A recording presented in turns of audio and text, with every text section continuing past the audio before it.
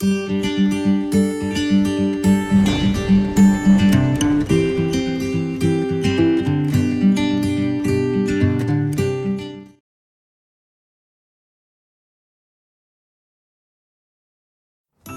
Friends, मैं doctor Kajal Mangokiya, gynaecologist, obstetrician and IVF specialist, practising since last more than 15 years at Orchid hospital and IVF centre सूरत।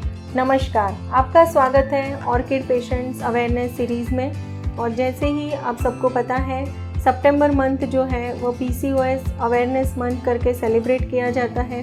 हमारी जो series चल रही है PCOD की, तो उसी में आगे बढ़ते हैं। PCOS with infertility. आजकल हम देख रहे हैं कि पीसीओएस के जो केसेस हैं वो बहुत ही बढ़ रहे हैं। जो टीनेजर एज ग्रुप है उसमें भी बढ़ रहे हैं, और आगे चलकर जो रिप्रोडक्टिव एज ग्रुप में है पेशेंट्स, यानी कि 25 to 45 ईयर्स का जो एज ग्रुप है, उसमें जो पीसीओएस के रिलेटेड प्रॉब्लम आती है वह पीरियड्स के रिलेटेड होती है।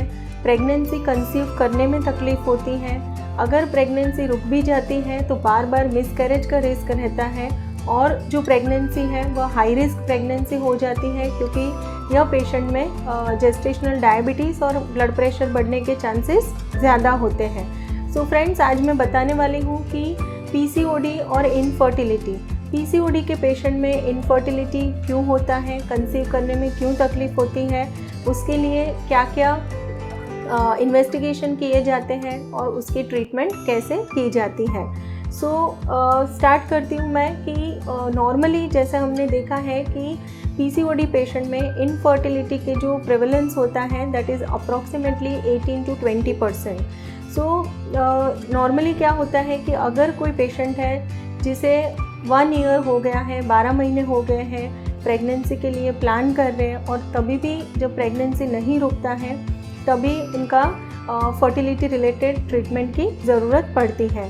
सो पहले मैं बताती हूँ कि नेचुरली प्रेगनेंसी कैसे रुकता है। जैसे आप ये डायग्राम में देख सकते हैं कि ये बच्चादानी है, दोनों बाजू के फैलोपियन ट्यूब्स हैं, ये दोनों बाजू के ओवरीज हैं, और यह गर्भाशय का मुख है। सो नॉर्मली क्या होता है कि ओवरीज के अंदर एग प्रोड्यूस होता है।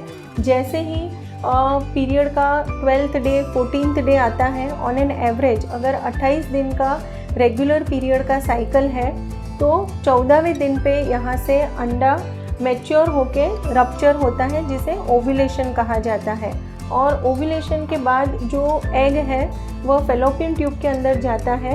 यह जो जगह है जिसे हम वजाइना कहते हैं, यहाँ पे स्पर्म्स रिलीज़ होते हैं। अगर स्पर्म्स की मोटिलिटी अच्छी है, मॉर्फोलॉजी अच्छी है, तो वह फैलोपियन ट्यूब तक पहुँचते हैं। सो जो फर्टिलाइजेशन की जो प्रोसेस होती है, जहाँ पे एग और स्पर्म इकट्ठा होते हैं, वह प्रोसेस फैलोपियन ट्यूब में होती है। और उसके बाद जो बच्चा डेवलप होता है वो यूट्रस के अंदर आके इम्प्लांटेशन, यानी बच्चा यहाँ पे चिपकता है और फिर बच्चे का फर्दर ग्रोथ शुरू होता है।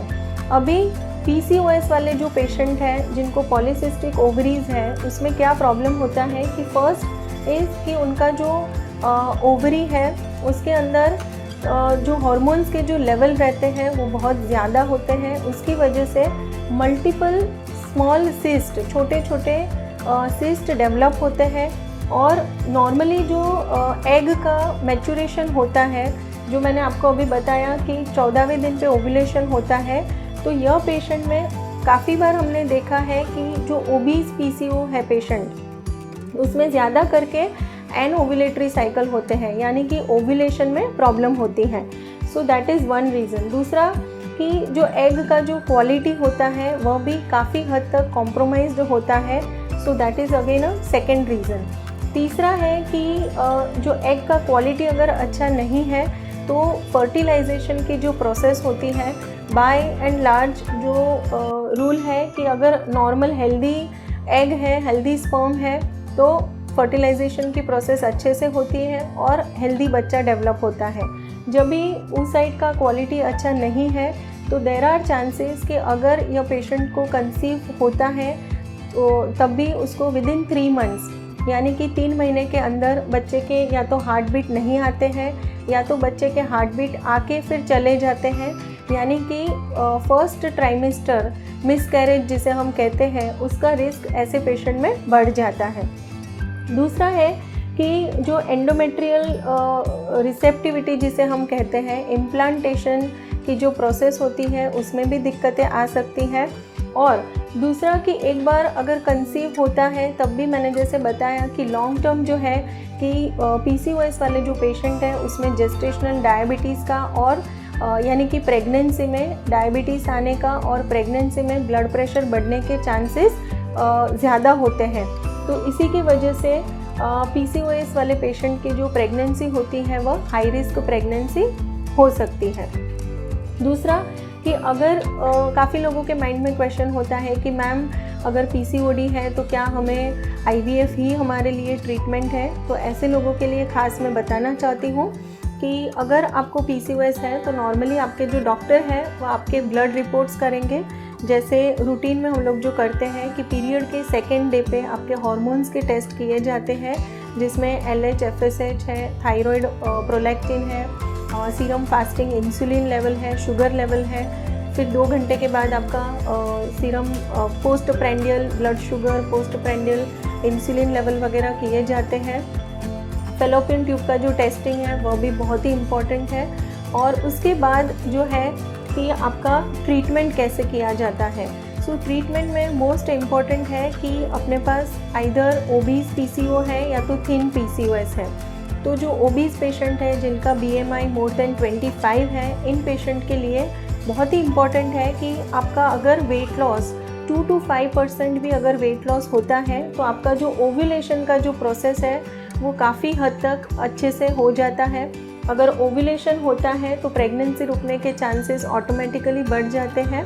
दूसरा है कि अगर आपका वेट लॉस होता है तो उससे आपके जो हार्मोन्स हैं वो बैलेंस होने के चांसेस बढ़ जाते हैं और एग्स का जो क्वालिटी है वह भी इम्प्रूव हो सकता है।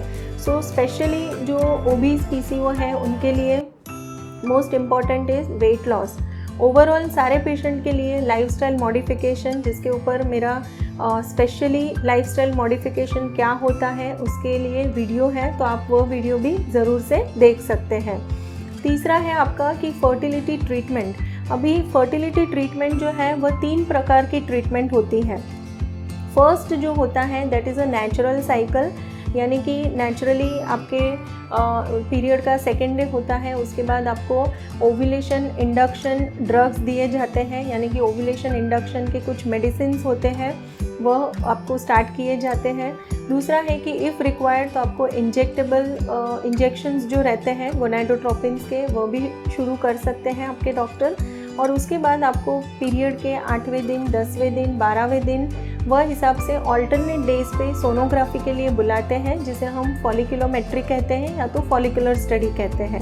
तो फॉलिकुलर स्टडी बहुत ही इम्पॉर्टेंट होता है कि आपके ओवरी में एग मैच्योर हो रहा है कि नहीं हो रहा है, एग का जो ग्रोथ होना चाहिए वह हिसाब से हो रहा है कि नहीं हो रहा है वह चेक होता है। प्लस कौन से दिन पे ओव्यूलेशन हो रहा है वह भी सोनोग्राफी के माध्यम से पता चलता है और वह हिसाब से आपको प्लांट रिलेशन एडवाइस किया जाता है।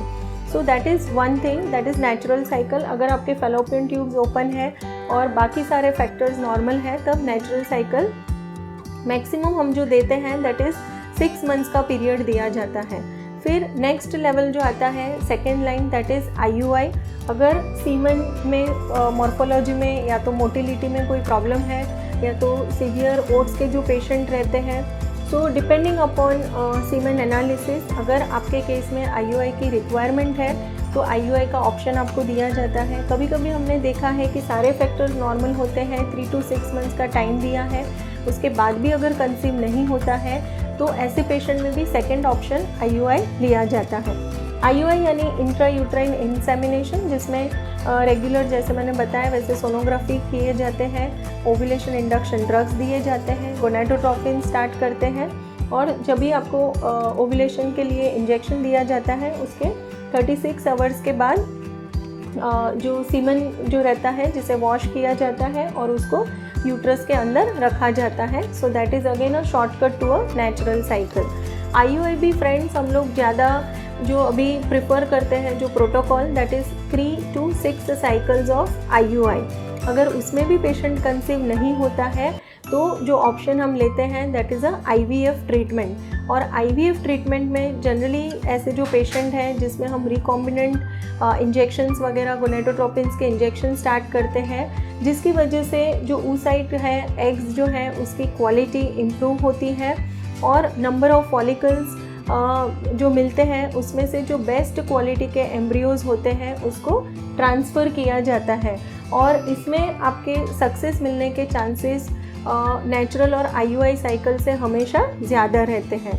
तो फ्रेंड्स, अगर आपको किसी को भी PCOS की तकलीफ़ है तो आपको घबराने की ज़रूरत नहीं है और नॉर्मली जैसे मैंने आपको साइकिल रिलेटेड बता दिया, उसके साथ साथ आपको थोड़े दूसरे मेडिकेशन भी स्टार्ट कर सकते हैं आपके डॉक्टर, जैसे कि मेटफॉर्मिन वगैरह है, मायोआयनोसिटॉल जो है उसके मेडिसिन भी दिए जाते हैं। काफ़ी बार हम देखते हैं कि इंसुलिन रेजिस्टेंस काफ़ी कॉमन प्रॉब्लम देखा जाता है, तो इसके रिलेटेड इंसुलिन रेजिस्टेंस के रिलेटेड मेरा नेक्स्ट वीडियो आएगा, उसमें आपको और डिटेल में मैं समझाऊंगी कि PCOS और इंसुलिन रेजिस्टेंस क्या होता है और उसके क्या क्या कॉन्सिक्वेंसेस होते हैं।